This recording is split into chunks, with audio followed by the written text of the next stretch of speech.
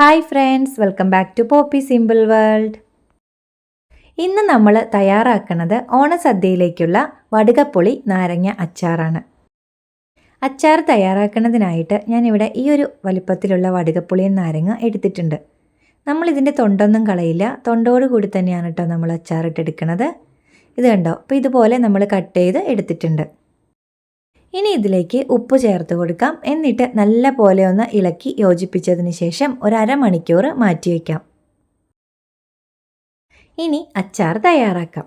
അതിനായിട്ട് ഞാനൊരു ചീനച്ചട്ടി അടുപ്പത്ത് വെച്ചിട്ടുണ്ട്. ഇനി ചട്ടിയിലേക്ക് വെളിച്ചെണ്ണ ഒഴിച്ചു കൊടുക്കാം.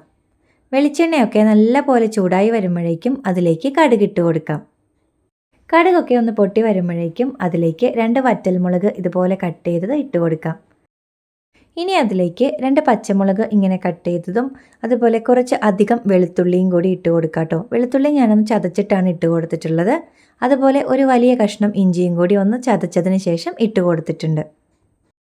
ഇനി ഇതിലേക്ക് ഉലുവ പൊടിച്ചതും കൂടി ചേർത്ത് കൊടുക്കാം. എന്നിട്ട് നല്ല പോലെ ഒന്ന് ഇളക്കി കൊടുക്കാം.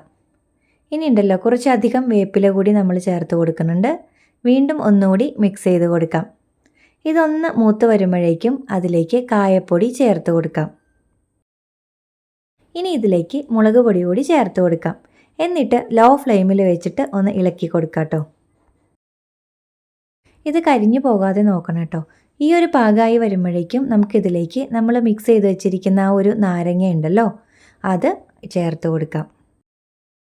ഇനി ഇതെല്ലാം കൂടി നല്ല പോലെ ഒന്ന് മിക്സ് ചെയ്ത് കൊടുക്കാം കേട്ടോ. ഇനി ഇതിലേക്ക് വിനെഗർ ചേർത്ത് കൊടുക്കാം. ഞാനിപ്പോൾ ഈ ഒരു അളവിലാണ് കേട്ടോ വിനെഗർ ചേർത്ത് കൊടുത്തിട്ടുള്ളത്. ഇനി ഇതിൻ്റെ പുളിക്കനുസരിച്ച് നമുക്ക് വേണമെങ്കിൽ ചേർത്ത് കൊടുക്കാം. ഇനി ഇതിലേക്ക് ഞാൻ കുറച്ചുകൂടി ഉപ്പ് ആഡ് ചെയ്ത് കൊടുക്കുന്നുണ്ട്. അതുപോലെ തന്നെ കുറച്ച് പഞ്ചസാരയും കൂടി ചേർത്ത് കൊടുക്കുന്നുണ്ട് കേട്ടോ. നമ്മൾ ഈ ഒരു നാരങ്ങ തൊണ്ടോട് കൂടി തന്നെ അച്ചാറിടുന്നത് കൊണ്ട് കുറച്ച് കയ്പുണ്ടാവും കേട്ടോ. അതുകൊണ്ട് തന്നെ നമുക്കിതിലേക്ക് കുറച്ച് പഞ്ചസാര കൂടി ചേർത്ത് കൊടുക്കാം. എന്നിട്ട് ഇതെല്ലാം കൂടി നല്ല പോലെ ഒന്ന് ഇളക്കി യോജിപ്പിച്ച് കൊടുക്കാം. ഇനി ഫ്ലെയിം ഓഫാക്കിയതിന് ശേഷം ഇതിലേക്ക് നല്ലെണ്ണ ചേർത്ത് കൊടുക്കാം. ഞാൻ എപ്പോഴും വെളിച്ചെണ്ണയിൽ തയ്യാറാക്കിയതിന് ശേഷം ഇതുപോലെ ഫ്ലെയിം ഓഫ് ചെയ്തിട്ട് നല്ലെണ്ണ ചേർക്കാറാണ് കേട്ടോ പതിവ്.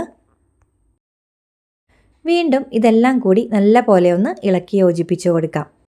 ഓണാകുമ്പോഴേക്കും ഇത് സെറ്റായി വരും കേട്ടോ. ഈ അച്ചാറൊക്കെ തയ്യാറാക്കിയതിന് ശേഷം ഒരു 2-3 ദിവസമൊക്കെ ഇരുന്നിട്ട് എടുക്കുമ്പോഴാണ് നല്ലൊരു ടേസ്റ്റ് ഉണ്ടാവുക. അങ്ങനെ കറി നാരങ്ങ അച്ചാർ തയ്യാറായിട്ടുണ്ട്.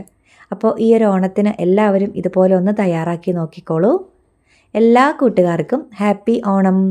വീഡിയോ ഇഷ്ടമായാൽ ലൈക്ക് ചെയ്യുക, കമൻറ്റ് ചെയ്യുക, സപ്പോർട്ട് ചെയ്യുക. Thanks for watching.